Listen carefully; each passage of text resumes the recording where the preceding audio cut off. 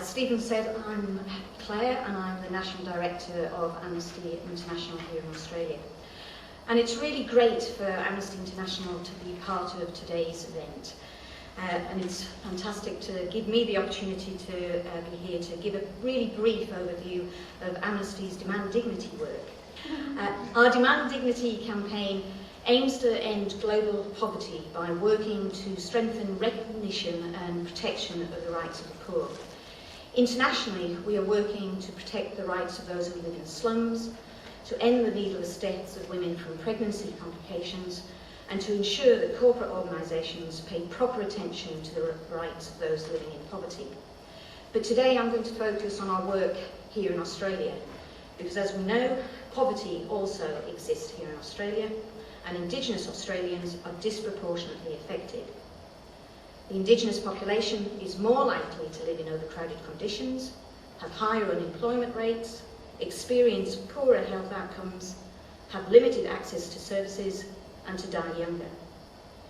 In our work in the Northern Territory, looking at the impact of the intervention, we've heard people's frustration and their anger at imposed solutions and at being ignored by government. Communities have described a growing sense of exclusion and voicelessness. Amnesty International has consistently stated that racially discriminatory measures under the intervention violate Australia's human rights obligations and should stop. The federal government has recently proposed new laws following widespread condemnation of its blunt blanket policy approach.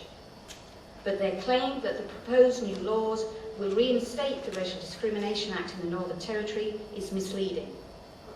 And the evidence required to assess the success of the emergency response is woefully inadequate. Deprivation, insecurity and exclusion are a reality for many Aboriginal and Torres Strait Islanders. And it is this same deep-rooted disadvantage that is behind the gross overrepresentation of Indigenous Australians in our prisons. As highlighted in the Human Rights Commission's 2009 Social Justice Report, nationally, Indigenous adults are 13 times more likely to be imprisoned than non-Indigenous. And Indigenous juveniles are 28 times more likely to be placed in detention rather than their non-Indigenous counterparts. As we've already heard today, this is not a new issue, and governments have known about it since at least 1991, with countless reports, research projects and roundtables. There are a number of reasons for this, including discrimination in the criminal justice system, where custodial sentences are more likely to be used for Indigenous Australians. The high rate of repeat offending demonstrates the failure of prisons to achieve their major functions of rehabilitation and social integration.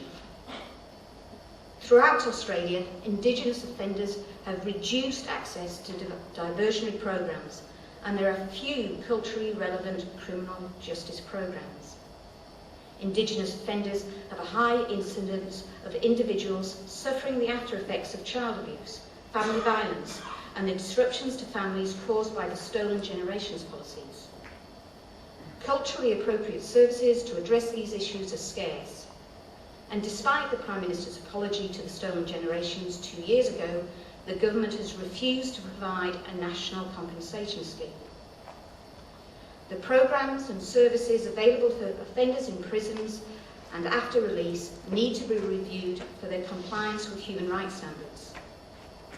Late last year, the UN Special Rapporteur on Health, Anand Grover, visited Australia. He observed a triad of vulnerability, consisting of incarceration, mental illness, and being of Indigenous descent. He noted that a vicious cycle appears to be occurring whereby this population is in effect criminalised. The recently released Productivity Commission report found that the daily average number of Indigenous prisoners was 25% of the population.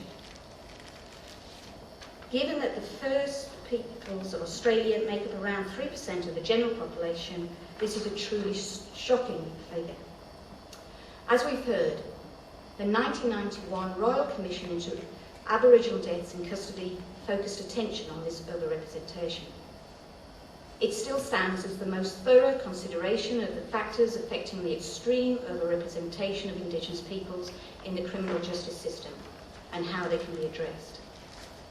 Following the Royal Commission, Amnesty International visited custodial facilities and presented a major report to the 1997 Ministerial Summit.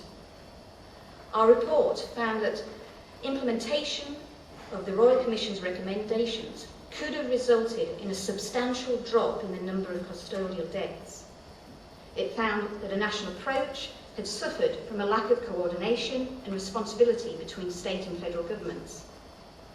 The report also highlighted that both federal and state authorities have a collective responsibility to take action in accordance with international standards and to the principles of human rights treaties.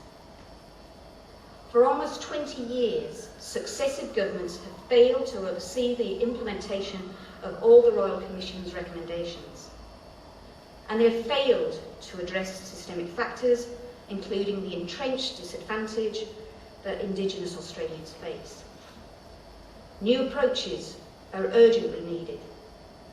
There are insufficient protection of the rights of people taken into custody, and Indigenous Australians are impacted disproportionately.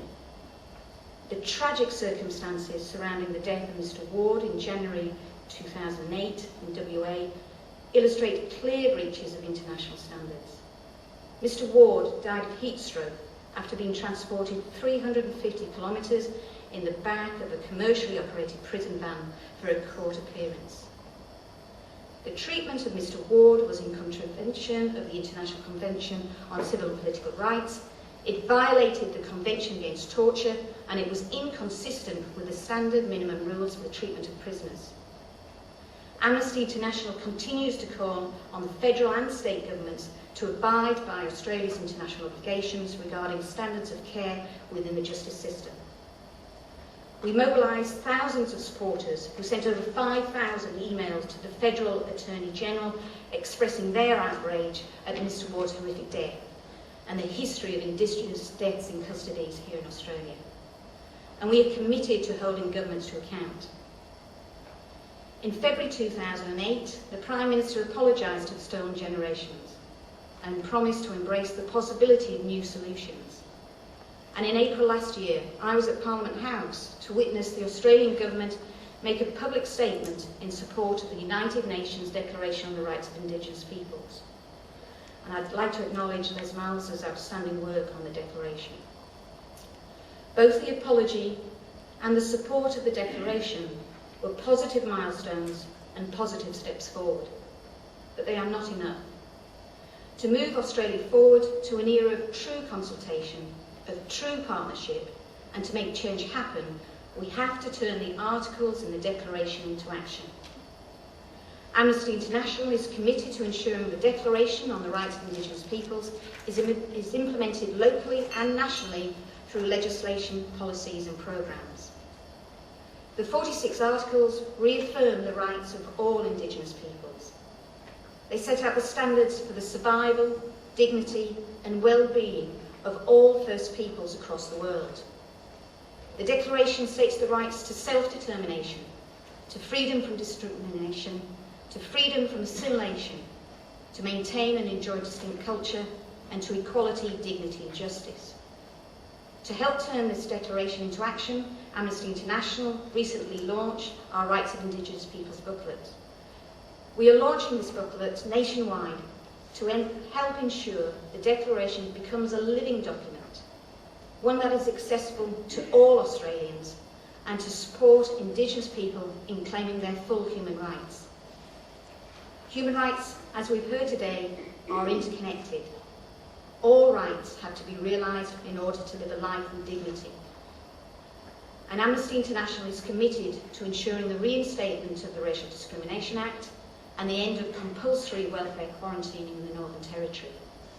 We're committed to ensuring Indigenous people can access the justice system, and the Royal Commission recommendations on death in custody are adopted.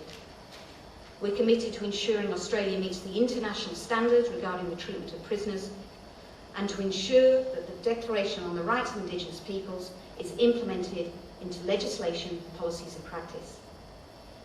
So finally, on behalf of Amnesty International, I promise you that we won't stop until everyone, everywhere, enjoys their full human rights.